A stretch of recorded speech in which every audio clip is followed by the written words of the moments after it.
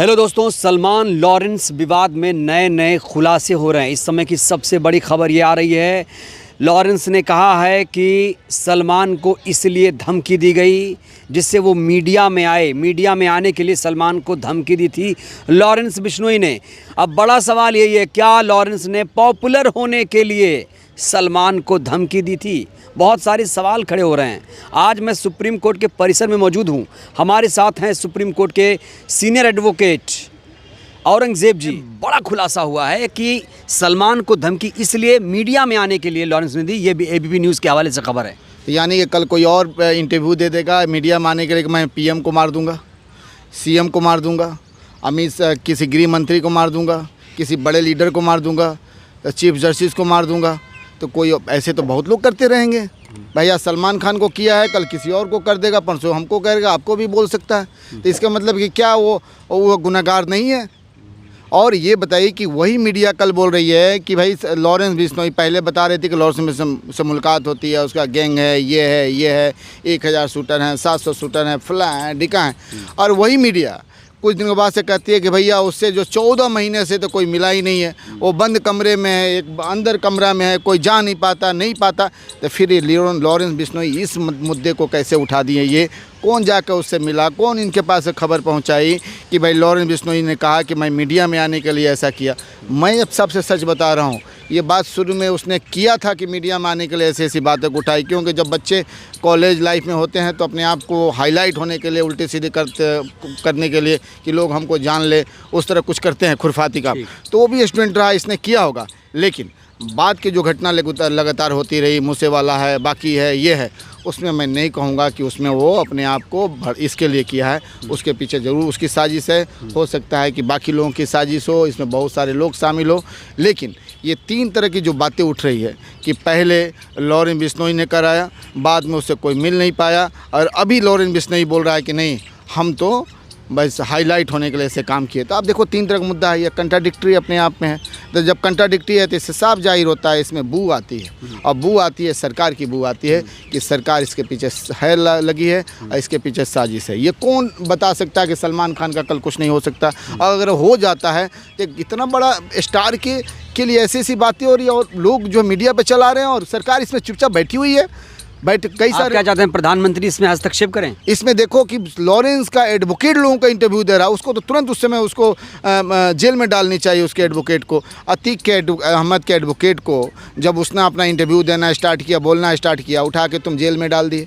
इसको क्यों नहीं डालोगे? इसको भी डालो, उठा के। वो कौन है? अगर अब उसका कोई एडवोकेट हम देखें इंटरव्यू दे रहा है, क्यों इंटरव्यू देगा भाई? लोग को प्रोत्साहन मिल रही है, बच्चे छोटे छोटे लॉरेंस बिश्नोई बनने के चक्कर में लगे हुए हैं। कल देश में क्या होगा, बच्चों की भविष्य क्या होगी, इस पर कोई सोचने को तैयार नहीं है। और लोग कह रहे हैं कि भाई लॉरेंस बिश्नोई को, कुछ लोगों को मैं सुना हूँ इंटरव्यू, वो कह रहे हैं कि लॉरेंस बिश्नोई जो है सही किया, उसने कुछ नहीं किया, सलमान को उसको दोनों को बराबर ला खड़ा करते। ये बताइए कि सलमान खान और लॉरेंस बिश्नोई को हम दोनों जगह एक ही तराजू पर खड़ा करेंगे? एक आतंकवादी है और एक स्टार है, एक देश की रक्षक है, एक देश की भक्षक। 1 मिनट, आपने कहा लॉरेंस आतंकवादी है। एकदम आतंकवादी है। आतंकवादी की परिभाषा क्या है? मैं ये नहीं परिभाषा बताइए। सुनिए, दूसरों को मारता है, पीटता है, देशद्रोही का काम करता है, उसे आतंकवादी कहते हैं। ये मैं नहीं बोलता हूँ, ये मीडिया चैनल वाले, कई मीडिया चैनल वाले चला रहे हैं कि लॉरेंस बिश्नोई आतंकवादी है। तो मैं भी कह रहा हूँ कि अगर ऐसी बात है तो आतंकवादी और आतंकवादी वाली गतिविधियाँ लोग काम कर रहा है तो उसे क्यों नहीं कहा जा सकता आतंकवादी? और सलमान खान को आप बोलते हो को जाकर माफ़ी मांगे? माफ़ी भी कई तरह के होते हैं। जैसे हमारी कोई बातें ऐसी हो गई, हंसी मजाक की बात हो गई तो हम जाकर भाई माफ़ कर दो, कमरो माफ़ कर दो, माफ़ कर दो भाई, चलो चाय पीते हैं। लेकिन जब जिद की बात आती है, शान की बात आती है, जहाँ पे वहाँ पे जो है अपनी गलती नहीं हो और कोई ये प्रूफ करना चाहता हो कि अपने आप को साबित करे कि हम गलत हैं, तो मेरा सर भी कट जाएगा, लेकिन मैं अपने सर को नहीं झुका सकता। तो सलमान खान कैसे अपने सर को झुका लेगा? तो आप ही जैसे लोग सलमान को बढ़ावा दे रहे हैं जिसे माफ़ी ना मांगे। नहीं, मैं नहीं कहता हूँ। मैं कहता हूँ कि सलमान को कभी माफ़ी नहीं मांगनी चाहिए। पहला नंबर कि वह एक्टर है, एक उसकी अपनी वर्चस्व है, और वो अगर गलत नहीं है तो उसे माफ़ी नहीं मांगनी चाहिए। और अगर वाकई में वो गलत है तो उसे 100 बार जाकर माफ़ी मांगनी चाहिए। समाज से भी माफ़ी मांगनी चाहिए और बाकियों से भी माफ़ी मांगनी चाहिए।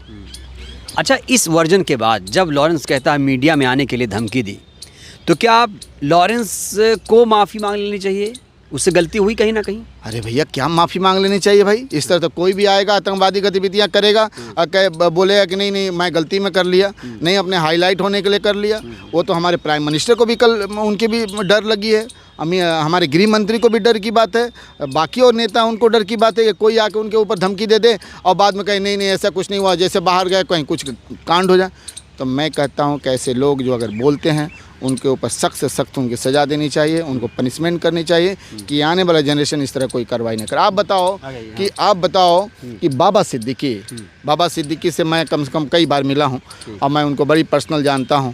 इतना नॉर्मल आदमी, इतनी जेन्युइन पर्सनालिटी, जो लोगों को मदद करने वाला, खिदमत करने वाला आदमी को मार दिया जाता है। वो बिहार के एक छोटे से गांव से निकल के इतना मेहनत करके इतना बड़ा एम्पायर खड़ा करता है, अपना वर्चस्व खड़ा करता है, और उस आदमी को मार दिया जाता है। लोग चैनल पर चलाते हैं कि बाबा सिद्दीकी को छोड़ के बिश्नोई को सपोर्ट करते हैं, और बिश्नोई को इसलिए सपोर्ट करते हैं कि यहाँ पे हिंदू मुस्लिम करने की कोशिश करते हैं।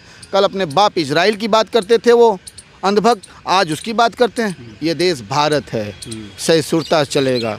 यहाँ पे जो है ये राम की धरती है, ये कृष्ण की धरती है, ये जो गौतम बुद्ध की धरती है, ये महावीर की धरती है। ये धरती पे खून खराब से नहीं चलेगा, नफरत से नहीं चलेगा, प्यार और बंधुत्व से चलेगा। इस मुद्दे को अब किस तरफ जाता हुआ देख रहे हैं? क्या कहीं अंत नज़र आ रहा है इस मुद्दे का? इस मुद्दे का अंत मैं बहुत डिफरेंट देख रहा हूँ। मुझे तो ये लग रहा है कि आने वाला समय में किसी बड़े दरख्त को गिराया जाएगा और बाद में ये कहा जाएगा कि भाई ऐसी ऐसी घटना हो गई बिश्नोई, क्योंकि उसे मार दिया गया, चाहे वो मर गया, चाहे उसको कुछ कर दिया गया। अब तो मुद्दा ही ख़त्म हो गया।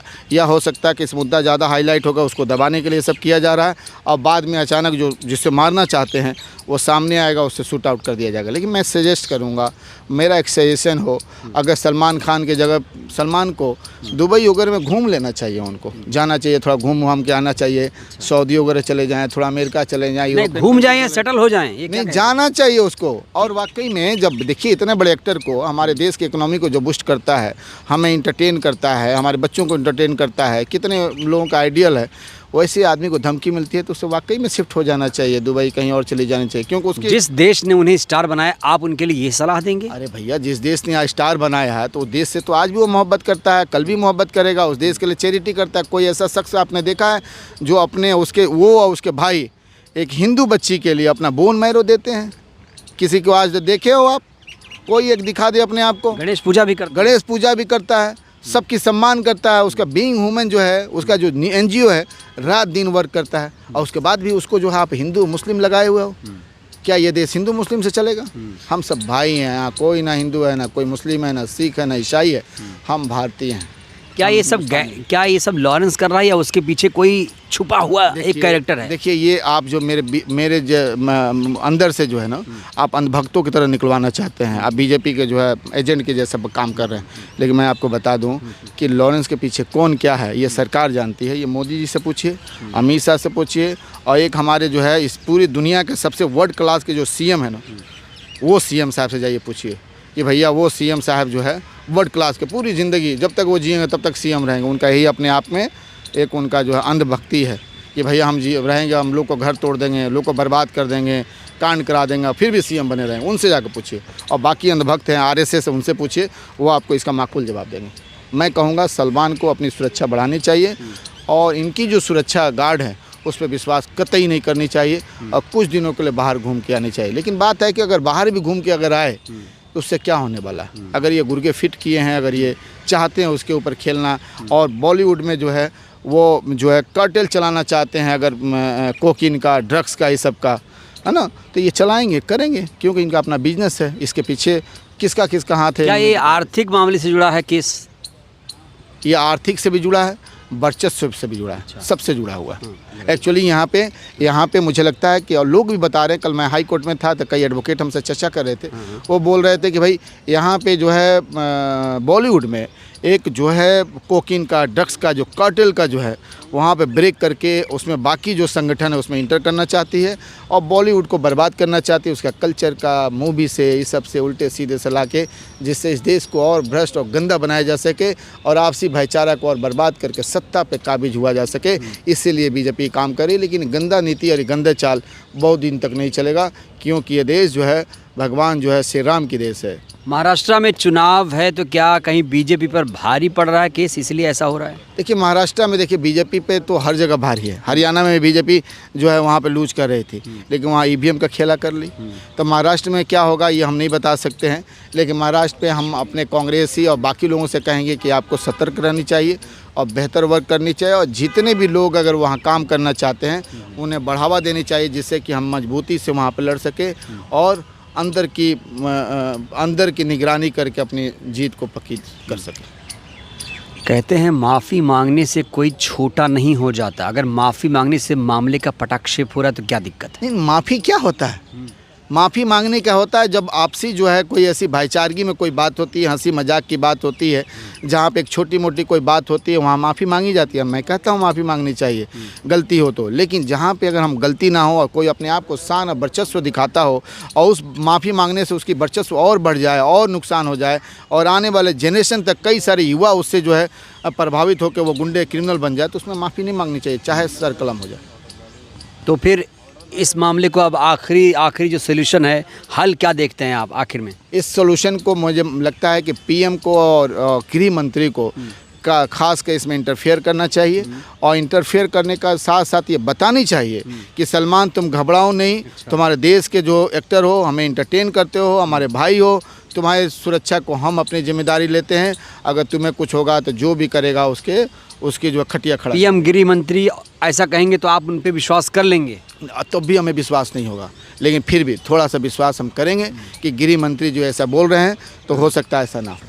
चलिए, तो ये औरंगज़ेब जी हैं, हम सुप्रीम कोर्ट के परिसर में हैं, लगातार इस मुद्दे को कवर कर रहे हैं, हर एक अपडेट आप तक पहुंचा रहे हैं। औरंगज़ेब जी की बातें आपने गौर से सुनी, बहुत बड़ी बड़ी बातें कही इन्होंने।